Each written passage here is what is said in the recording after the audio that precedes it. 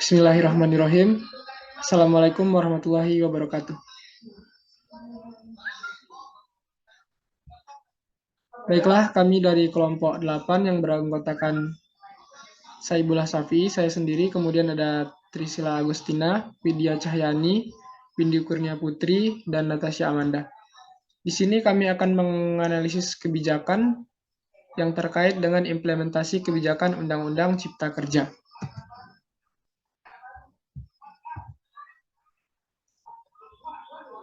Undang-Undang Omnibus Law adalah undang-undang yang sengaja diundangkan atau IU. Dalam hal-hal penting, beberapa undang-undang dan peraturan dapat dicabut atau diubah untuk mempermudah. Menurut Rizky Argama, peneliti Pusat Studi Hukum dan Kebijakan atau PSHK, Omnibus Law telah diadopsi banyak negara sebagai strategi untuk menghadapi persoalan regulasi yang kompleks dan tumpang tindih. Ketentuan terkait ini dialihkan ke undang-undang baru. Legislasi terus berlanjut yang tidak berbeda dengan proses legislasi. Umumnya hanya konten yang secara khusus mencabut atau mengubah undang-undang yang relevan. DPR RI menyetujui RUU Cipta Kerja sebagai RUU Program Kunci Nasional atau Prolegnas tahun 2020 dan resmi disahkan oleh Dewan Republik Indonesia pada 22 Januari 2020. Keuntungan dan kerugian bagi masyarakat sejak Omnibus Law diterima oleh publik, para ilmuwan dan berbagai pihak yang berkepentingan, secara khusus kehadiran Omnibus Law karya kreatif dipandang sebagai bahaya serius bagi pekerja atau karyawan. Terakhir, berdasarkan tuntunan Omnibus Law, pemerintah menerbitkan 10 klaster dalam Undang-Undang Cipta Kerja Nomor 11 Tahun 2020, yaitu yang pertama, meningkatkan ekologi investasi dan kegiatan usaha, kedua, ketenaga kerjaan, ketiga, menyederhanakan, melindungi, dan memberdayakan koperasi dan usaha kecil, menengah, dan mikro. Kemudian ada kemudahan berusaha, kelima, dukungan penelitian ilmiah dan inovasi, keenam, pembebasan tanah, ketujuh, zona ekonomi, kedelapan, percepatan promosi investasi pusat dan proyek-proyek strategis milik negara, kesembilan, administrasi pemerintahan, dan yang terakhir adalah pengenaan sanksi. Selanjutnya akan dilanjutkan oleh Saudari Trisila. Kepada Saudari dipersilakan. Sebelumnya terima kasih kepada moderator. Selanjutnya adalah proses kebijakan publik. Kebijakan publik sepertinya yang dijelaskan tidak muncul begitu saja, namun melalui proses atau tahapan yang cukup panjang. Anderson pada tahun 1979 membedakan 5 tahapan proses politik, yaitu yang pertama pengaturan agenda, yang kedua pembuatan kebijakan, yang ketiga persetujuan politik, yang keempat implementasi kebijakan, dan yang kelima penilaian atau evaluasi kebijakan. Menurut Ripley pada tahun 1985 membedakan 4 tahapannya, yaitu yang pertama mengatur agenda, yang kedua perumusan dan pemberlakuan tujuan dan program, yang ketiga implementasi, efektivitas, dan dampak program, yang keempat keputusan tentang masa depan kebijakan dan program. Menurut Thomas R.D. pada tahun 1992, proses kebijakan publik melibatkan beberapa hal. Yang pertama, mengidentifikasi masalah kebijakan.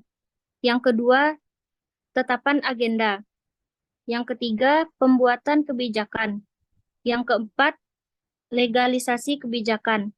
Yang kelima, implementasi kebijakan. Dan yang terakhir, evaluasi politik. Sekian, terima kasih. Saya kembalikan kepada moderator. Baiklah, terima kasih kepada Saudari Trisila. Kemudian dilanjutkan oleh Saudari Widya. Kepada Saudari dipersilakan. Baiklah, terima kasih kepada moderator. Baiklah, saya di sini akan menjelaskan tentang pembahasan, yaitu Undang-Undang Cipta Kerja membicarakan mengenai 4 kelompok yang berhubungan dengan pekerjaan, yaitu mekanisme waktu, upah, pemutusan hubungan kerja, pesangon, dan outsourcing. Klaster ini adalah kebutuhan, nilai, atau peluang yang tidak terpenuhi yang akhirnya digabungkan menjadi kebijakan.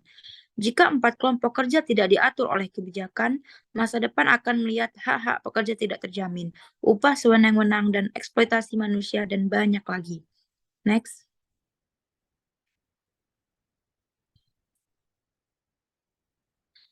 Berdasarkan Undang-Undang Nomor 12 Tahun 2011, terdapat 5 tahapan dalam proses legislasi, yaitu perencanaan, penyusunan, pembahasan, penegasan atau penetapan, dan pengundangan. Pada tahap perencanaan, Undang-Undang Cipta Kerja menunjukkan bahwa penerbitan Undang-Undang Cipta Kerja yang dimuat dalam Prolegnas tahun 2020 tidak sesuai dengan ketentuan Undang-Undang KPBU. Pada tahap awal, daftar Undang-Undang Cipta Kerja Prolegnas tahun 2020 belum memiliki kekuatan hukum dan mengacu pada Undang-Undang Nomor 12 Tahun 2011 dan undang-undang lain yang materi legislasinya bersifat wajib sebagai dasar penciptaan lapangan kerja dan teknik pendahuluan. Terikat dengan teknik legislasi, lampiran 2 menyebutkan tidak memenuhi asas kejelasan. Rumusan asas legislasi mengacu pada Undang-Undang PPP. Pada tahap pembahasan, RUU Cipta Lapangan Kerja tidak melihat partisipasi lembaga sosial perkotaan atau LSM. Negosiasi hanya dilakukan oleh pemerintah dan DPR. Baiklah, sekian saya kembalikan kepada moderator. Baiklah, terima kasih kepada Saudari Widya. Kemudian dilanjutkan oleh Saudari Natasha Amanda. Kepada Saudari dipersilahkan. Terima kasih kepada moderator. Selanjutnya, rumusan Undang-Undang Cipta Kerja secara formal dapat dianggap kontradiktif pada susunan katanya.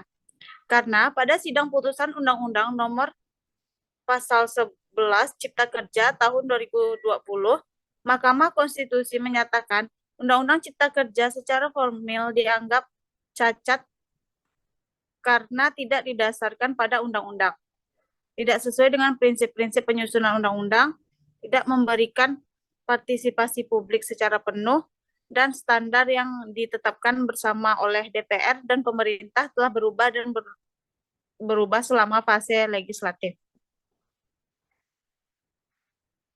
Isi Undang-Undang Cipta Kerja yang diumumkan pada 2 November 2020 mendapat tanggapan negatif dari masyarakat, terutama di kalangan yang terkena dampak langsung, yaitu para karyawan. Bahkan banyak bagian masyarakat mengorganisir protes untuk menentang undang-undang ini.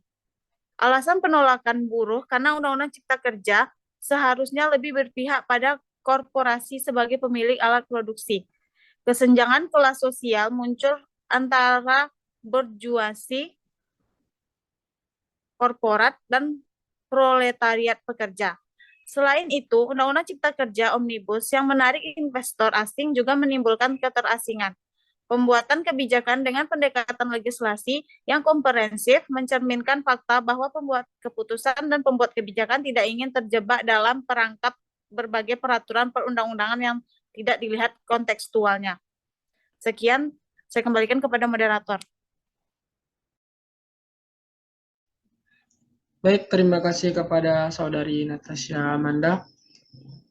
Kemudian dilanjutkan oleh Saudari Windy. Kepada Saudari Windy dipersilahkan. Baik, terima kasih kepada moderator. Dari pembahasan yang telah kita bahas, dapat kita simpulkan bersama bahwa proses analisis kebijakan Undang-Undang Cipta Kerja sebagai berikut. Yang pertama adalah merumuskan masalah. Bagian ini berbicara tentang nilai, kebutuhan, peluang, atau alasan yang belum terpenuhi, mengapa kebijakan itu diperlukan. Kemudian yang kedua, memprediksi masa depan atau forecasting adalah studi tentang apa yang akan terjadi di masa depan berdasarkan situasi dan informasi terkini. Kemudian yang ketiga, rekomendasi kebijakan dalam menentukan alternatif terbaik untuk membuat suatu kebijakan. Ada 6 kriteria utama, yaitu efektivitas, efisiensi, kecukupan, konsistensi, daya tanggap, dan kelayakan. Yang keempat, Pemantauan hasil kebijakan yaitu proses yang digunakan untuk memberikan informasi pelaksanaan kebijakan tersebut. Kemudian yang terakhir adalah penilaian, merupakan proses menilai apa yang harus dilakukan agar kebijakan tersebut berjalan dengan baik. Baik, sekian dari pembahasan kita. Saya kembalikan kepada moderator.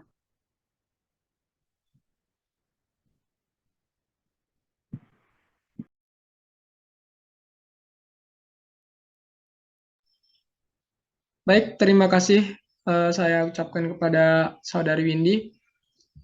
Demikianlah diskusi dari kelompok 8, analisis kebijakan tentang implementasi Undang-Undang Cipta Kerja.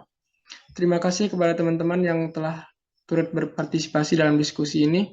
Saya sebagai moderator pamit undur diri. Assalamualaikum warahmatullahi wabarakatuh. Waalaikumsalam warahmatullahi wabarakatuh.